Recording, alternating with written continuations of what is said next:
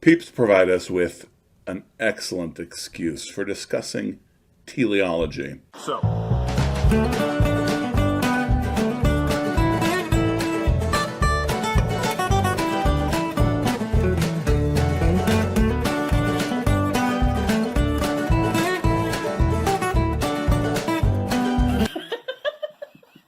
So this is an apologetic for the peep, the much maligned sweet, which really has no part in my day-to-day life. So I'm defending, I say day-to-day life, not even my Easter life. Peeps are not a part of my household.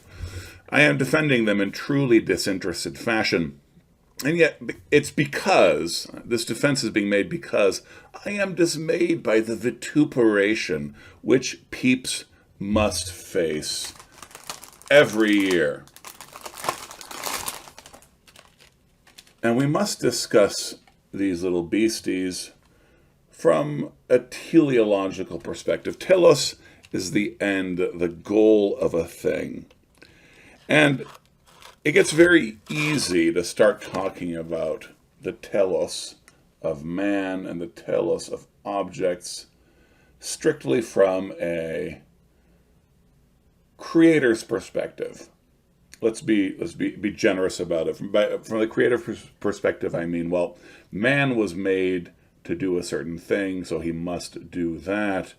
A car was made to do a certain thing, it must do that. A peep was made to do a certain thing, it must do that. And to a certain extent, that's true, particularly when we're talking about the divine creator. And yet we must acknowledge that there is participation and that there are levels to teleology. So it helps us to be Aristotelian, I think, in this moment. Man is made in the image of God. And I think the principal way in which that shows is that man is a creator, just as God is a creator. And at least an Aristotelian idea of the telos for mankind is that it is something that we must choose, we must pursue, we must go after our telos. Each activity has a telos, but our very being has a telos. And we must, forgive the use of this word, actualize it. We must realize it. We must pursue it. This means that we are, as sub-creators, able to decide the telos of things.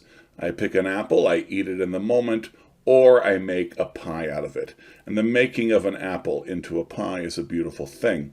So we ask ourselves, what is the telos of a peep? And you would say, well, it's in the candy aisle, it is marshmallow. The telos of the peep is to be eaten. May we not have redemptive telos? Because you're right. This tastes nasty. Let's wash that down. Whoa.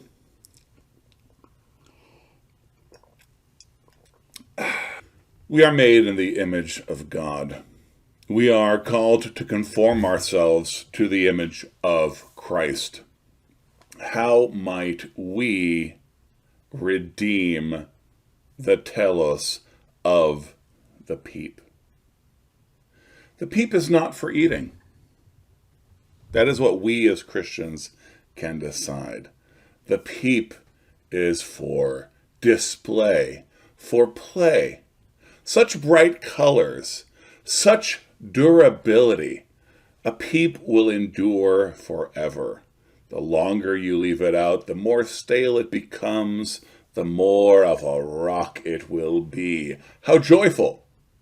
And so things like this are a beautiful possibility.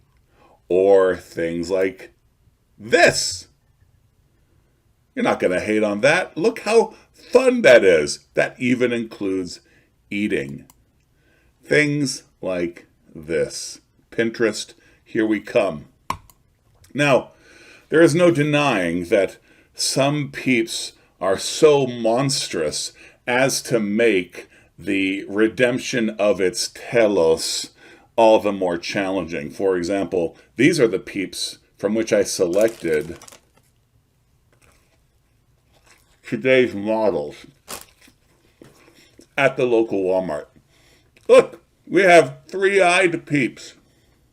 Look, we have peeps whose eyes aren't in the right place. And that is monstrous. This is monstrous. This is the potential of mankind, sub-creators made in the image of God, to pervert and destroy. But even the monstrosity of peeps can be tamed and made beautiful. We could do a whole video on peeps and the problem of evil. Or we could simply focus on beauty and play. Don't tell me your kids wouldn't love doing this or this or this. What does this have to do with Easter? What does this have to do with Easter? I will tell you. They have taken a dead thing and made it alive. Remarkable. So reconsider your position on the peep, your peep position. Instead, let us have a Paschal peep position, and let us redeem the end of the peep. The peace of Christ be upon you. Our educational system, and indeed our society as a whole, was destroyed in the 19th century by the German influence.